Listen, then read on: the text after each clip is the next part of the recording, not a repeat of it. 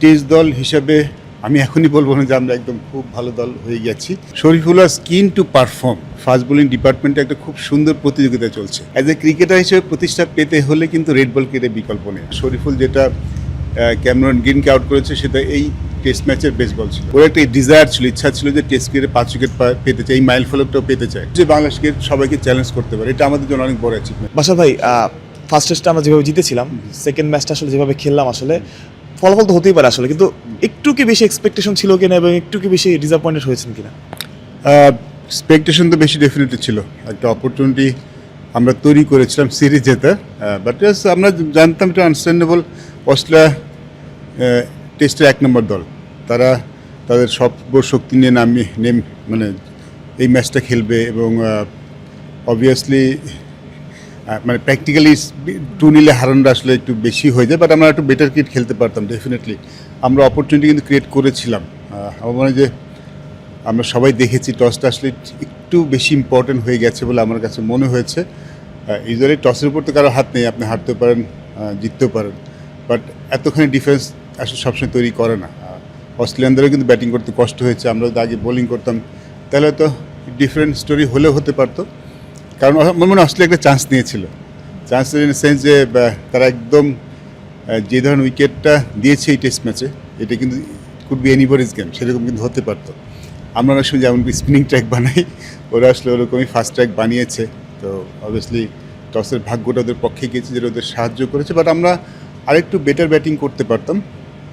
আসলে এই ধরনের কন্ডিশন আমরা আসলে ব্যাটিং করে অতটা অভ্যস্ত নেই। ইভেন অস্ট্রেলিয়ান ব্যাটসম্যানদেরও কিন্তু কষ্ট হয়েছে এখানে ব্যাটিং করতে। তো সব মিলিয়ে আরেকটু ভালো হতে পারতো, but so far so good.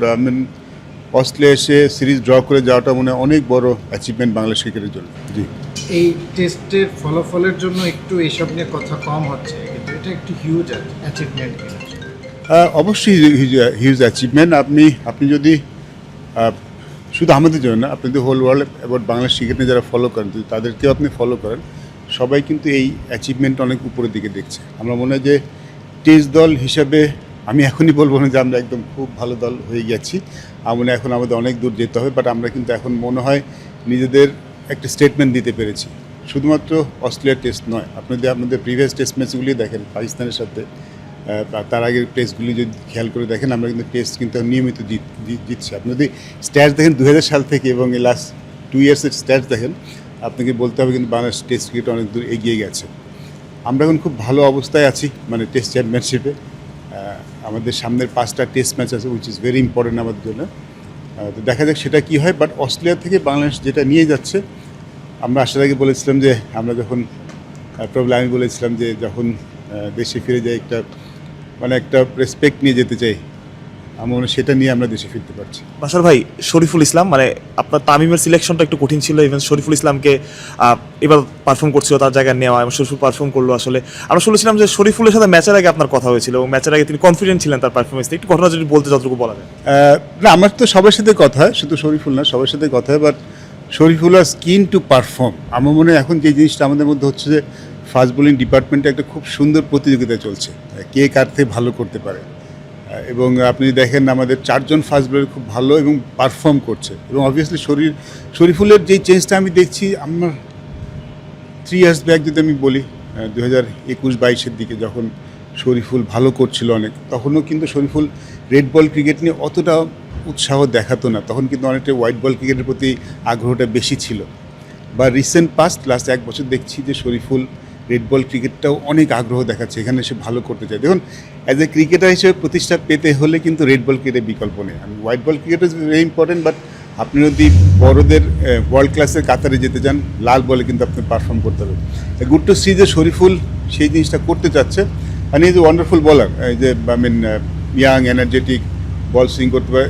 এই টেস্ট ম্যাচটাতে, ম্যাকাই টেস্ট ম্যাচটাতে অস্ট্রেলিয়ার 10টা, আমাদের 20টা, 30টা উইকেট পড়েছে।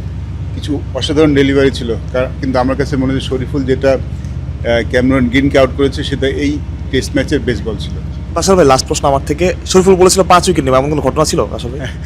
না, ও আমাকে এর আগে বলেছিল যে স্যার আমি টেস্ট ক্রিকেটে 5 উইকেট পাইনি কখনো। সো ও 5 উইকেট পেতে চাচ্ছিল, বলে আমি 5 উইকেট পেতে চাই, মানে পাবে তা বলে না, বাট ওর একটা ডিজায়ার ছিল, ইচ্ছা ছিল যে টেস্ট ক্রিকেটে 5 উইকেট পেতে চাই, এই মাইল ফলকটাও পেতে চায়।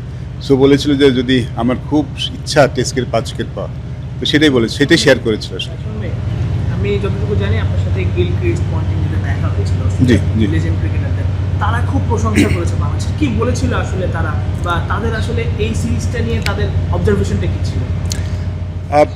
যে জিনিসটা আমাকে খুব টাচ করেছে অস্ট্রেলিয়াতে আসার পরে, শুধু ওদের এক্স ক্রিকেটার না, আমরা এখানে যারা অস্ট্রেলিয়ান সাধারণ মানুষরা আছে তারা যেভাবে আমাদেরকে প্রশংসা করেছে, তারা যেভাবে আমাদের অভিনন্দন জানিয়েছে, ডারউইন থেকে শুরু হয়েছে, যখন এখানে এসে সবখানে সাধারণ অস্ট্রেলিয়ানরা, আমরা যখন রেস্টুরেন্টে গিয়েছি, যখন বাইরে গিয়েছি, সবাই এসে কিন্তু আমাদের কংগ্রাচুলেট করেছে।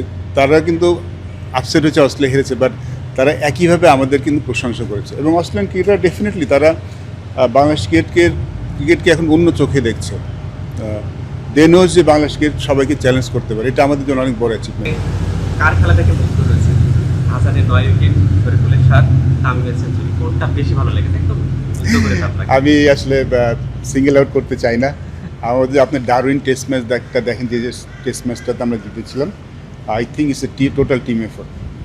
কিছু পারফরমেন্স তো থাকে, হাইলাইট হয়, তামিমের 100, হাসানের 6 wicket, but at the same time Taskin কিছু স্পেল করেছে, সেটা ভুলে গেলে চলবে না।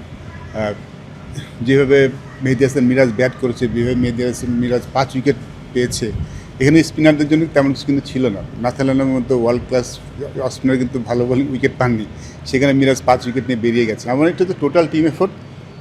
একটা টেস্ট ম্যাচ জিততে হলে যা লাগে, কিছু পারফরমেন্স হাইলাইটেড হয়, বাট একটা টিম এফোর্ট লাগে। আমার মনে হয় যে যখন ইভেন শান্তর যে মানে 80টাও কিন্তু ভুলে গেলে চলবে না, প্লাস মুশফিকের যে ইনিংসটা ছিল, সেটা মমিনুলের ইনিংসটা, তাও মানে যে টোটাল টিম এফোর্ট, সবাই ভালো খেলেছে। শুনুন ভাই, আমার মনে হয় আমাদের পক্ষ থেকে শেষ প্রশ্ন, 2003-এ আপনি খেলোয়াড় হিসেবে এসেছিলেন, জি। এখন নির্বাচক হিসেবে এসে জিতলেন, কোনটা বেশি স্মরণীয়? অবশ্যই এটা উইদাউট এনি ডাউট। তখন এসেছিলাম, এক ধরনের পরিবেশ ছিল, তখন এসেছিলাম, আমাদেরকে একভাবে দেখা হয়েছিল, আর এবার এসে সম্পূর্ণ ভিন্ন রকম একটা জিনিস দেখলাম।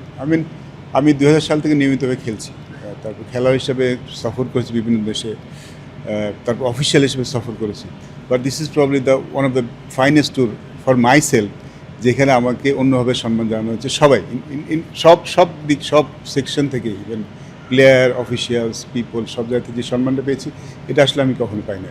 টেস্ট দল হিসাবে আমি এখনই বলবো না যে আমরা একদম খুব ভালো দল হয়ে গেছি, আমরা এখন আমাদের অনেক দূর যেতে হবে, বাট আমরা কিন্তু এখন মনে হয় নিজেদের একটা স্টেটমেন্ট দিতে পেরেছি। শরীফুল আর স্কিন টু পারফর্ম, আমার মনে হয় এখন যে জিনিসটা আমাদের মধ্যে হচ্ছে যে ফাস্ট বোলিং ডিপার্টমেন্টে একটা খুব সুন্দর প্রতিযোগিতা চলছে। দে নোজ যে বাংলাদেশ ক্রিকেট সবাইকে চ্যালেঞ্জ করতে পারে, এটা আমাদের জন্য অনেক বড় অ্যাচিভমেন্ট, অনেক বড় পাওনা। সবাই এসে কিন্তু আমাদের কংগ্রাচুলেট করেছে। তারা কিন্তু আপসেট হয়েছে অস্ট্রেলিয়া হেরেছে, বাট তারা একইভাবে আমাদের কিন্তু প্রশংসা করেছে।